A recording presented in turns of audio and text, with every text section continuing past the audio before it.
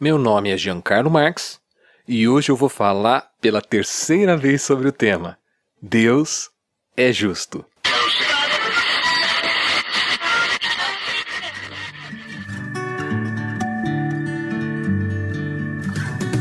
Você está ouvindo da Crentaços Produções Subversivas.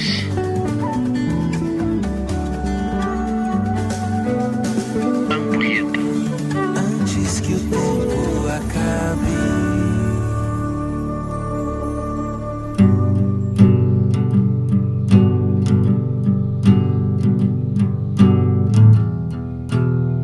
O tipo mais comum de justiça é a chamada justiça retributiva, dar ao outro o que lhe é de direito. E é nela que a maioria das pessoas pensa quando afirma Deus é justo. Mas como já conversamos, há outras formas de justiça divina expressas na Bíblia.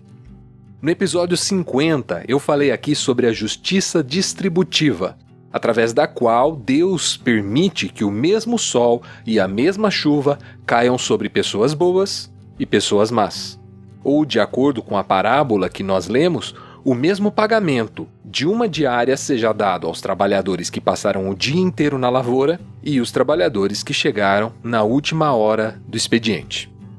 No episódio 51, falamos sobre a justiça reparadora, que é aquela que promove a equidade entre pessoas ou grupos sociais que foram historicamente prejudicados de alguma maneira.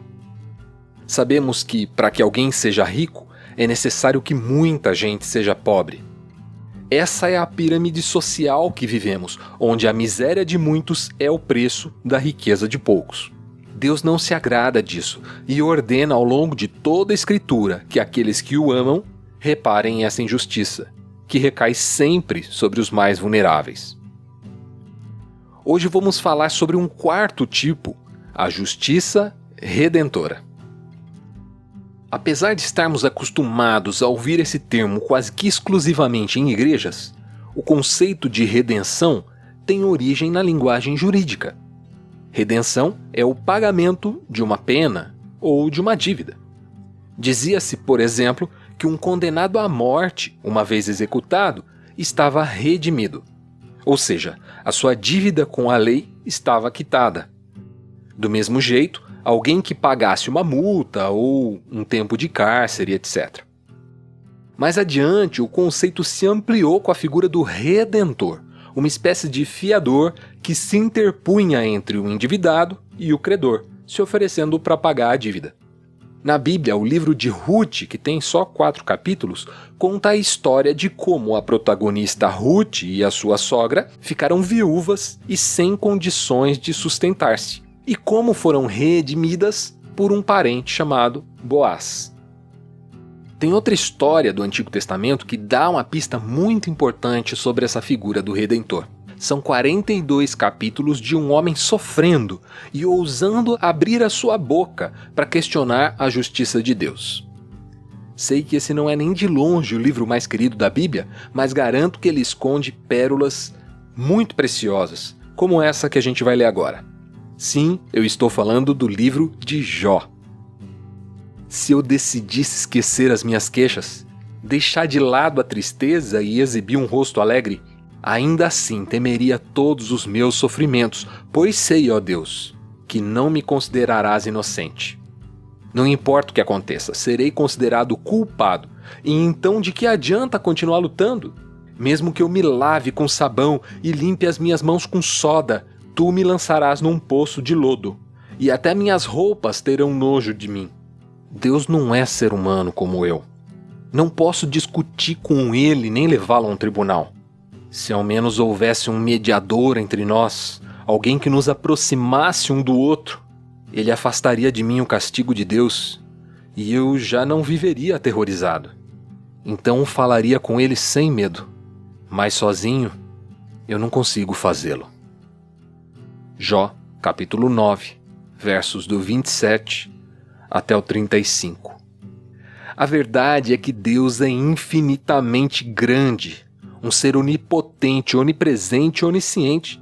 Não há nada que escape ao seu conhecimento, sequer um átomo de todo o universo sobre o qual ele não conheça cada mínimo detalhe. Como é que eu poderia me aproximar dele sem ser esmagado? Ou argumentar com ele? Será que teria como exigir que ele analisasse o meu lado da história? Como se ele não conhecesse cada vírgula do meu lado e de todos os outros lados? Acontece que Jesus ocupou esse lugar do mediador tão ansiado por Jó.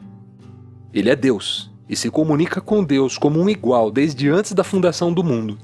Mas ele também se fez homem como nós. E dessa forma, a voz de Deus, que por tantas vezes ressoou através de trovões, luzes brilhantes e labaredas de fogo, agora estava na boca e na língua de um homem palestino, filho de um modesto trabalhador braçal. Mas não foi só isso, e é até estranho aplicar só nessa frase, mas Jesus também se fez o meu Redentor. Ele quitou com sua própria vida a dívida de sangue que eu não poderia pagar. E nesse ato de auto-sacrifício, ele me redimiu completamente. Aniquilou a minha dívida e me transformou num santo. Alguém sem um passado para se envergonhar. Olha só o que Paulo escreveu aos crentes de Roma. Quando estávamos completamente desamparados, Cristo veio na hora certa e morreu por nós pecadores.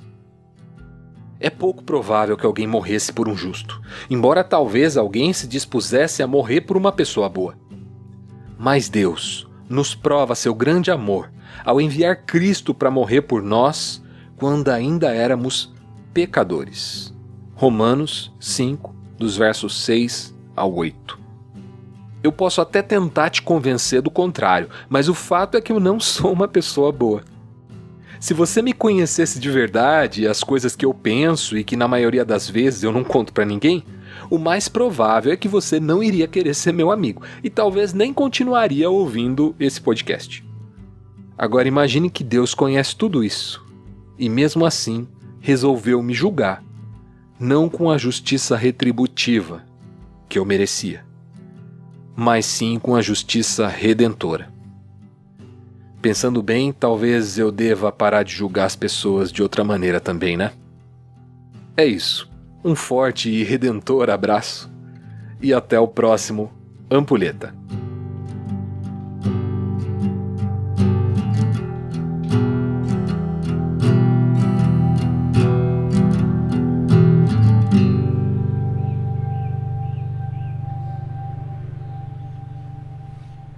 Mamãe! É Deus, mamãe!